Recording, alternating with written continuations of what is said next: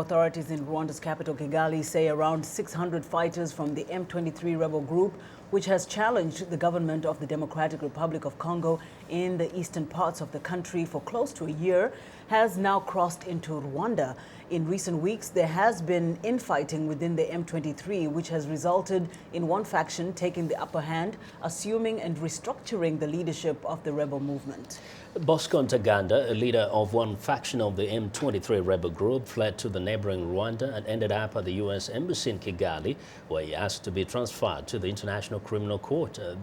He is rather wanted by the ICC for crimes against humanity. Recently, Voice of America's French to Africa Service reporter Nicolas Pinault traveled to the DRC and filed this report. From the top of Mount Goma, North Kivu seems quiet. UN soldiers claim everything is under control. They heavily patrol in Goma and try to improve their image. In fact, MONUSCO has been criticized after M23 took the city last year.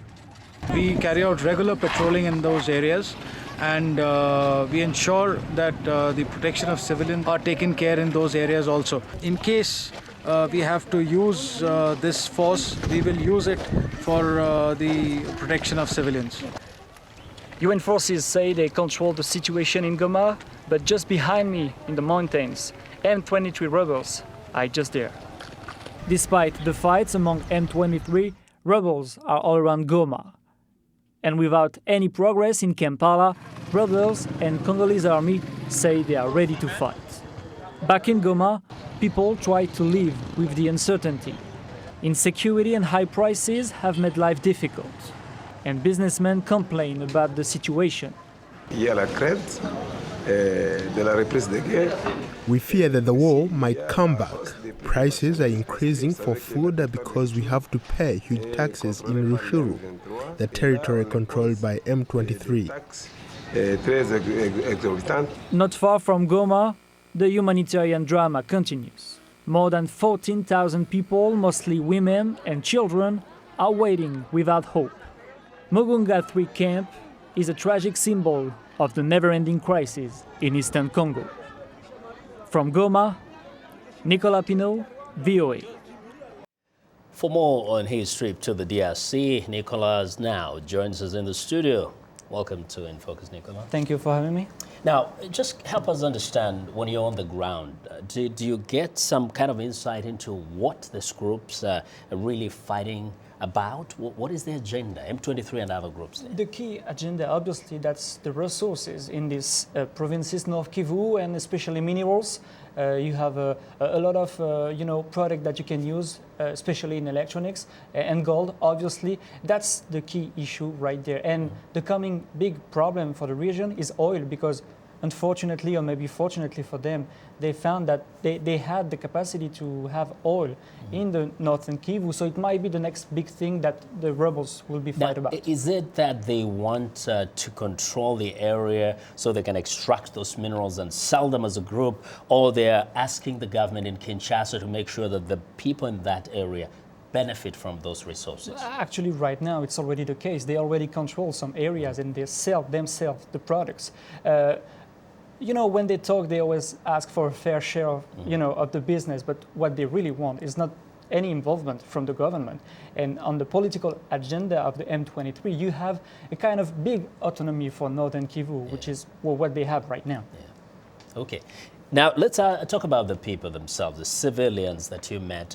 Do they have a kind of an appreciation for what these groups are fighting for? Do they feel like they support them? Or where are they in this whole situation? You have two things. First, people are fed up. It's been more than 15 years that they've seen a lot of rebellions, different groups, different name, but it's still the same, it's still the mess, and they're still suffering.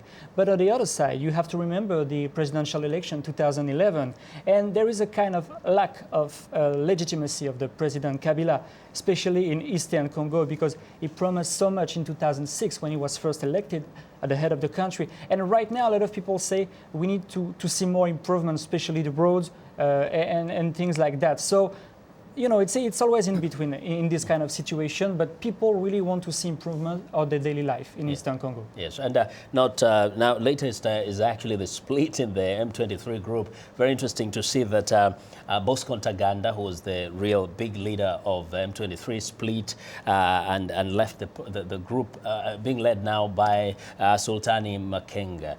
When you were there, did you get the sense that they were having problems within M23? It was the beginning of the troubles between them. I met both Runiga and Makenga before the split up, and you can tell that they didn't have the same language about Ntaganda. You know what I mean? The first one who said Ntaganda is a Congolese guy, a random guy, is innocent until proven guilty. That was Runiga's version of Ntaganda. And the other one was, no, he's a criminal. We should send him to the ICC. But you have to remember, all of them, it's always the same connection. Ntaganda was behind the M23, and also the former leader of the CNDP, Laurent Nkunda, which is right now in Rwanda. Yes. And it's always the same. You know, story is the same. Nkunda was stopped by Rwanda 2009. Ntaganda is stopped in Rwanda 2013. So it shows you the influence of Rwanda always in this part of the world. Okay, just very briefly, what is life like? And you brought it out a little bit in your package, but what is life like for the ordinary citizen there as a resident of Goma?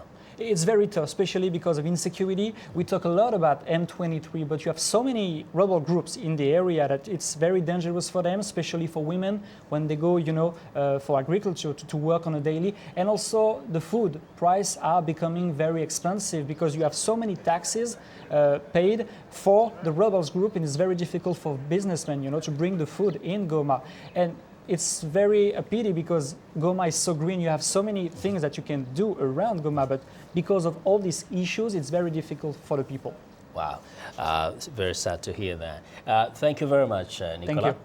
And Nicolas Pinault is a reporter with the Voice of America's French to Africa service. Thank you.